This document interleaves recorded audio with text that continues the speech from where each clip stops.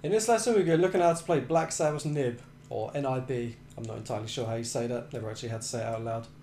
Okay, now we'll learn it from a beginner's point of view, so we're just using it to practice our power chords, so there's going to be no lead parts in it, we're just using all the power chords and just practice, so hopefully you're using it as part of my beginner's course. You've just got your power chords down and you're looking for more musical examples that you can play to. Okay, so the main riff is going to be this one. Okay, so that's the main thing that we're going to be playing. Alright, so it's going to start off, it's power chords all from the A string. Throughout this whole song, it's just power chords on the A string. Now what we're doing, we're going to play 7, 7, 5, 7 first of all. So that's... Then you're going to mute it at the end of that. So we're going to silence mute it. If you don't know what that means, go and check out my video on silence muting. Make sure you understand that first of all. Alright, so we've got 7, 7, 5, 7, and then mute. Then we're going to go up to 10 and 9. So we've got... So now that part so far we've got... Okay, then you're going to go back to the 7, 7, 5, 7. And then mute it. So that part's going to sound like...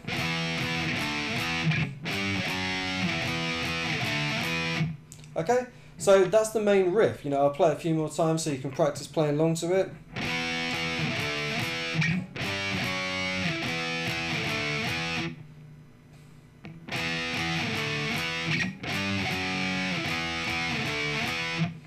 Okay, so just get that down, make sure you're comfortable with that. That's the main part, so you're going to be playing that a lot in this song. The next thing you need to know is this part.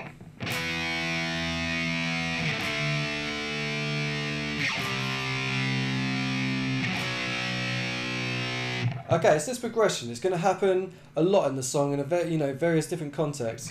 So the chords are basically going to be the 7th fret, 5th fret, 3rd fret, and the 2nd fret. So remember, these are all power chords from the A string. Okay, now the first time it plays it, it's exactly as I just played it there. It's just a count of 4, you just play 1 on each of them. Okay, that's the first time. That's without the voice, without Ozzy singing, it's just purely just that. Okay, the next time it's going to happen, it's going to have Ozzy's voice. He's going to be singing on top of this, and this is I guess, you could call it the chorus part. It's going to sound like...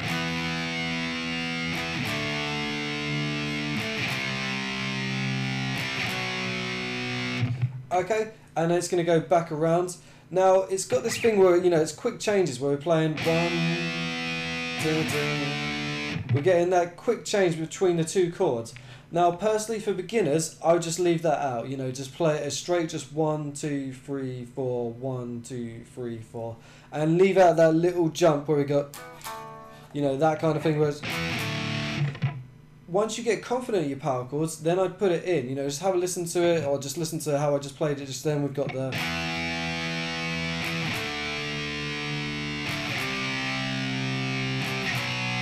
But because it's a quick change between your power chords, and if you've only just learned them and getting them down, I'd personally say don't worry about that.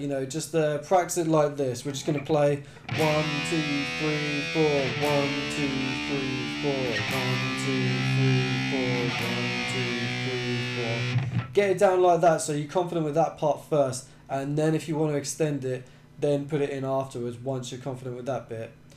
Okay, so it's going to play that progression twice.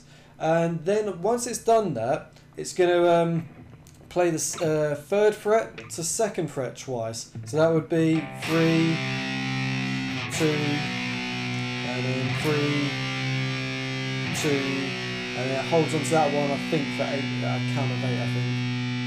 So if I play all of that, this is the part where Ozzy's singing along with it. Yeah, I'll just play it and hopefully it makes sense.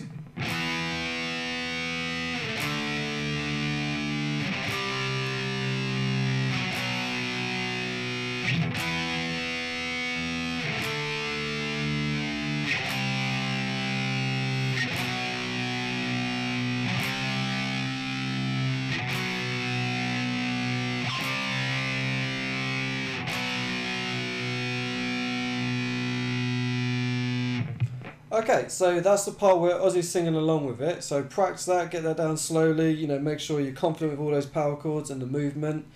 That part happens again in a different context. You know, the solo's playing, and same thing. It's just that progression. On there for beginners, you know, just basically play, you know, just the chord, just like that. You know, just the count of 4 between each one, and that's all that's happening behind the solo. Now, obviously, if you want to extend the rhythm and you're getting bored with that, and you are actually getting confident with your power chords, and you feel you can move between them comfortably, then, you know, extend the rhythm. You know, either be creative, just have a listen to it and get a feel for it. How does the song go? You know, put your own rhythms to it. There's no rules, as long as it doesn't sound too mental or weird. It's fine. Just play what you like. You could just go over straight, just 1, 2, 3, 4, where you're playing like 1, 2, 3, 4, 1, 2, 3, 4, 1, 2, 3, 4, 1, 2, 3, 4, something like that. But again, there's no rules really. It's you know, the solo's playing. It's mostly just bass and drums. So, you know, be creative. Put some other stuff to it. I think that's about it. So you know, just practice all those parts slowly. Get them all down. Put the record on and just start playing along, and you'll see what I mean by all the various parts. You know, make sure you do play along with it. You know, put the record on, because otherwise some of these things might not make as much sense without the actual record and, you know, the context of it. Okay, so that's it for this lesson. I'll see you in the next one.